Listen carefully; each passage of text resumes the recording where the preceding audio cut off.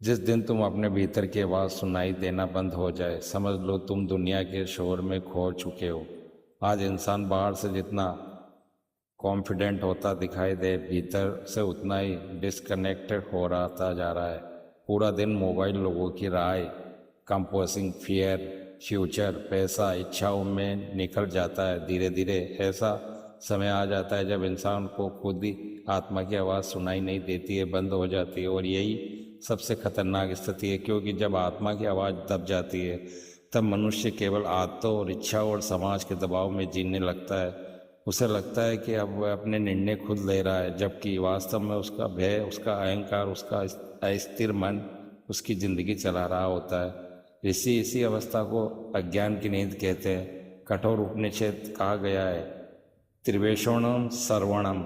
कठोपनिषद अर्थ जो सुनने की शक्ति के पीछे भी मौजूद है, वही वास्तविक चेतना है। गहराई से समझो, उपनिषद बार बार कहते हैं कि मनुष्य केवल शरीर नहीं, उसके भीतर एक मौन साक्षी है जो हर समय सब देख रहा है। लेकिन समस्या ये है कि मन का शोर इतना बढ़ चुका है कि वह साक्षी दब गया है। आज का मनुष्य हर समय कुछ न कुछ कन्वर्सेशन कर रहा है। रियल नेगेटिविटी, कॉम्पेस्ट, अशांत music, fear based comment, errand and entertainment. धीरे धीरे उसका मन इतना बिखर जाता है कि साइंस उसे अनकॉन्फिडेंशियल लगने लगता है। इसलिए अधिकांश लोग अकेले बैठे नहीं पाते हैं, क्योंकि जैसे ही शोर हटता है, भीतर का चॉइस दिखाई देने लगता है और वहीं से वास्तविक अध्यात्म शुरू होता है। ऋषि जंगलों में इसलिए नहीं जाते थे कि उन्हें दुनिया से नफरत थी, वे इसलिए जाते थे ताकि वे अपने मन को साफ देख सके। क्योंकि जब तक इंसान अपने मन की चाल नहीं समझता है, तब तक वह स्वयं को नहीं जान सकता। उपनिषद कहते हैं मनुष्य का सबसे बड़ा युद्ध बाहर नहीं, अपने मन के साथ है। यही कारण है कि पुराने समय में मौन, ध्यान, ब्रह्मचर्य, प्राणायाम, आत्मचिंतन, इन सबको इतना महत्व दिया गया है। ये धार्मिक नियम नहीं थे, ये चेतना को बचाने की प्रक्रिया थी। गहराई से समझो, जहाँ तुम्हारा ध्यान हर समय जाता है, वहीं तुम्हारी प्राण शक्ति बची रही है।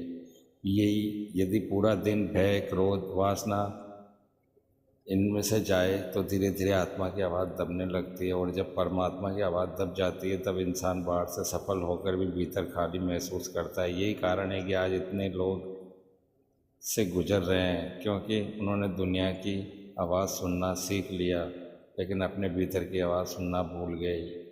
यही औद्योगिक मनुष्य की सबसे बड़ी ट्रेजेडी है। एक छोटा अभ्यास करो, आज 15 मिनट पूर्ण साइलेंट में बैठो।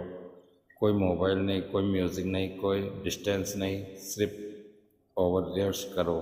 तुम्हारा मन सबसे ज़्यादा कहाँ भाग रहा है? तुम किस चीज़ से सबसे ज़्यादा डरते हो?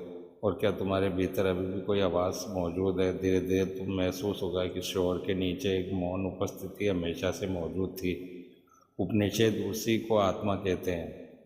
और जिस दिन इंसान उस मौन को सुनना शुरू कर देता है, उसी दिन उसका वास्तविक जागरण हो जाता है।